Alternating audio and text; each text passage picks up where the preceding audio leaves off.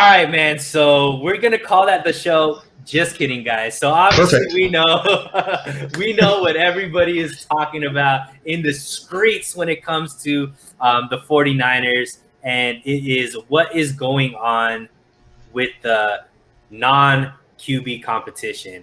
And if you guys want a big laugh, go to my Twitter because I put out 3 tweets in the morning that went crazy. And I guess like people don't think I could be funny. They actually thought that these are things that I obviously felt. But Jack, obviously most people want to know what is going on in the QB competition. What are you seeing out of Trey? What are you seeing out of Jimmy? And let's start there. And I'm going to ask you more questions as we go on. Yeah, I'm going to make it really short and sweet. I don't see anything that Jimmy Garoppolo is doing that Trey Lance can't do right now. Okay. Fine. So, I mean, that's really the best way to put it, because that's what we're looking at, right? We're looking at these two to see who's ready to play and who gives the 49ers a better opportunity of winning. I just don't see it. Garoppolo's had a good camp. I don't want to knock him because he's had a good camp, but Jimmy Garoppolo's doing what Jimmy Garoppolo always does. He's going to throw the ball 15, 20 yards down the field. He's going to have to move the chains there. He's going to have some really bad throws in that area that are going to result in picks or near picks. He's been Jimmy Garoppolo in what we saw in 2019. And that's not to put him down, but the 49ers, I think, are looking for more from the quarterback position, which is why they made the move to get Trey Lance. When Trey Lance gets onto the field, the ball gets pushed down the field much more often, and Trey Lance can hit all the underneath stuff that you see out of Jimmy Garoppolo. Plus, with Lance, you get that mobility that you don't get with Garoppolo. His legs, are the big. If they're even as quarterbacks throwing the ball, you give the edge to Lance because of his run, what he brings to the running game. So Greg said Lance will never be able to throw the check down as well as Jimmy. Is that accurate? Are you seeing the check down from Lance being able to be as efficient as the Jimmy G check down?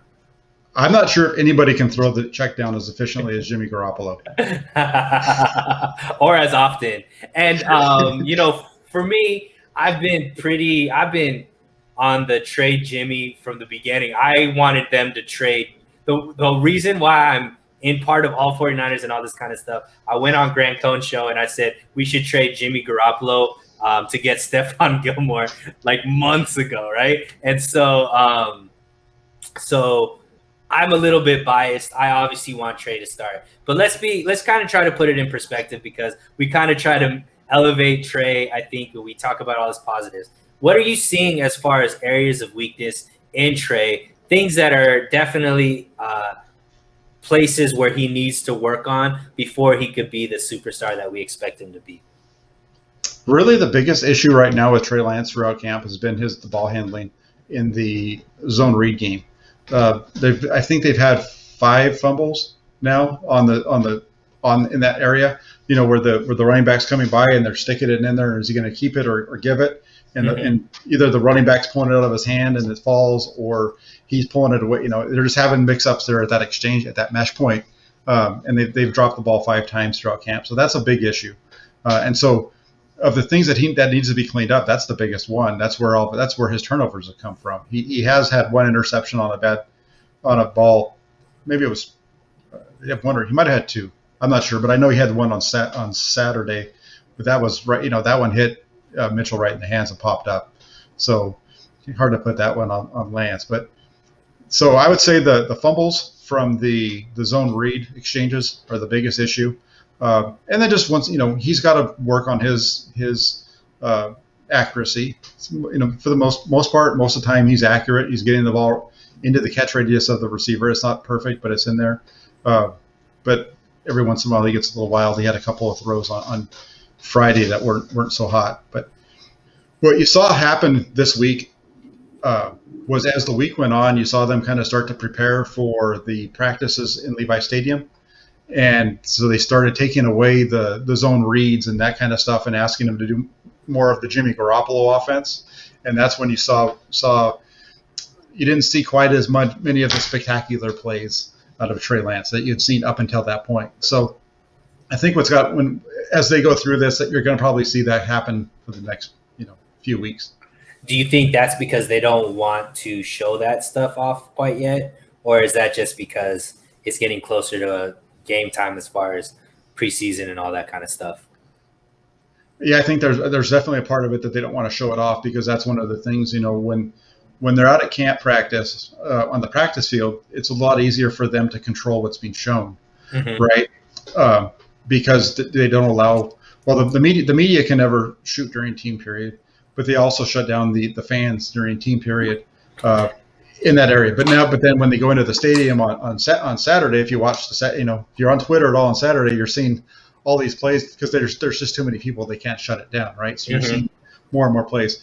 So there was stuff definitely that we saw Tuesday and Friday that I was there that you're not going to see that during the preseason. And Steve-O says Trey can't throw a spiral. Is that true or false, Jackhammer? That's funny. That's funny. He can throw a spiral with the best of them. His ball does get wobbly at times, but there's plenty of times where he rips the spiral right in there.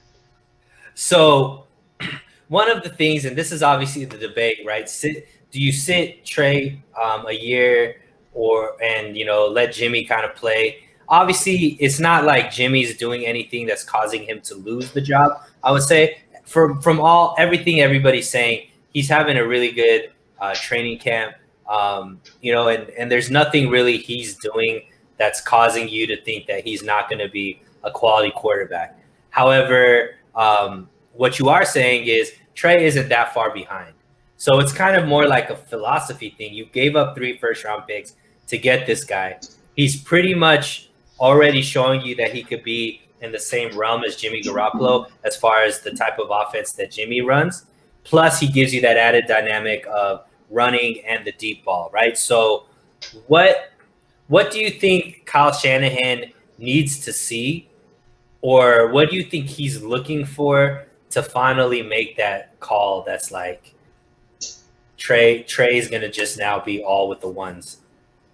That's what I'm wanting to ask, right? Because he's continually been asked what's the deal with Trey Lance, and his response has always been, once Trey shows the ability that shows that he gives the team the best chance to win, he's going to be the guy that's going to be the quarterback. So that's an answer, but not an answer. Right. Right. And so there's definitely a question to be asked there to Kyle Shanahan. I've written it down. I'm not going to share it now because I don't want him to get the answer ahead of time.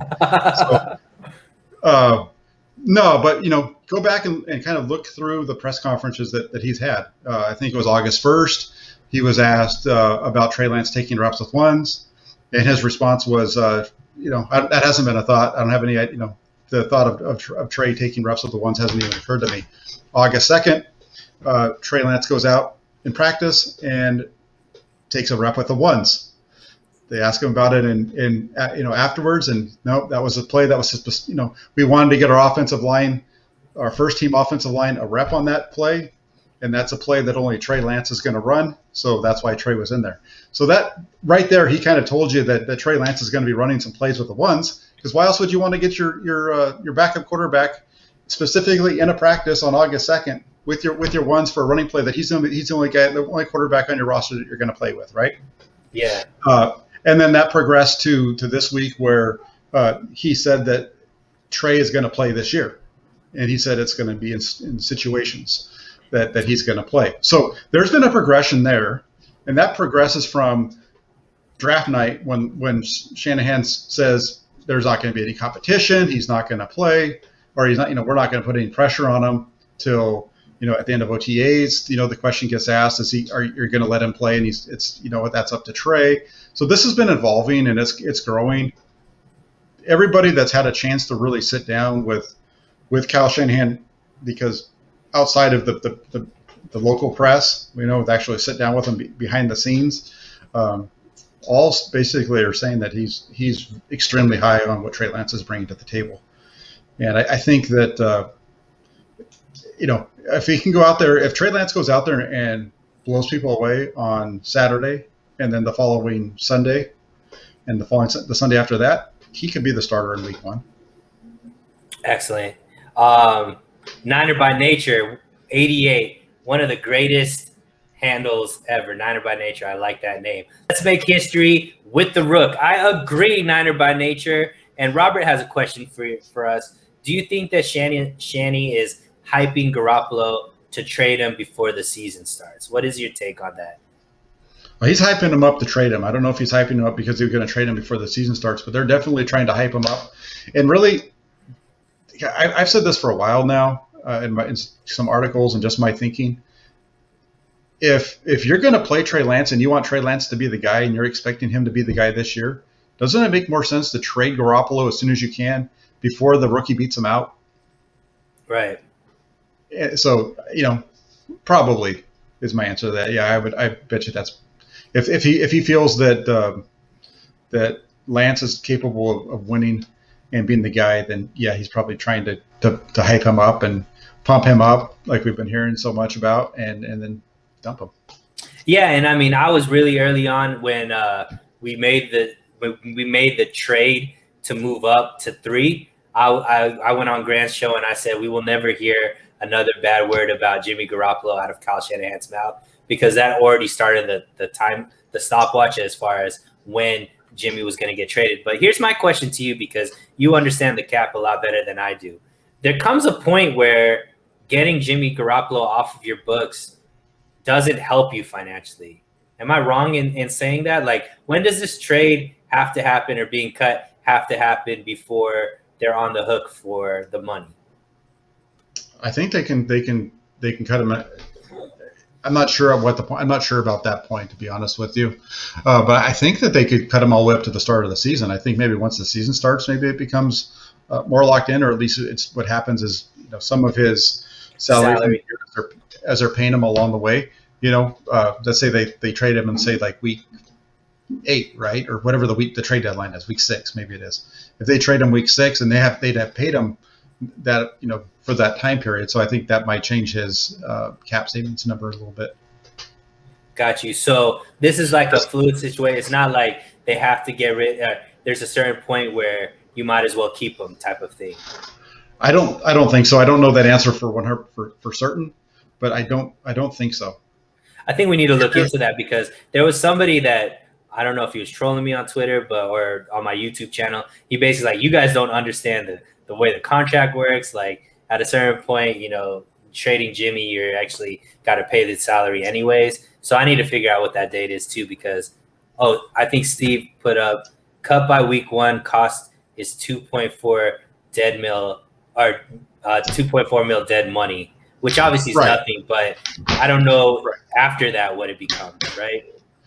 That's what I'm saying. I'm not sure how it plays out after that. I know that his contract isn't guaranteed, and it doesn't get. The only way that Garoppolo's any of Garoppolo's contract gets guaranteed is if they play him and he gets hurt.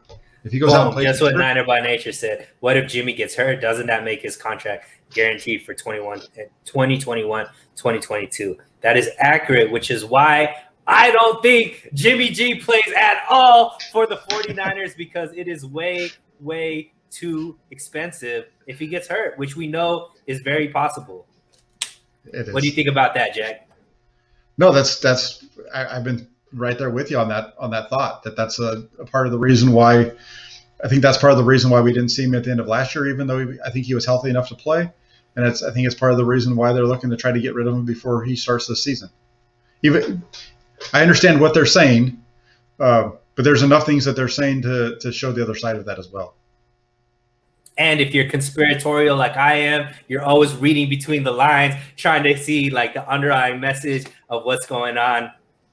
Which is why we over here baking the big bucks, doing what we do, right? So, which is absolutely nothing, right? Niner by Nature, just subscribe. Thank you so much. I am humbled. I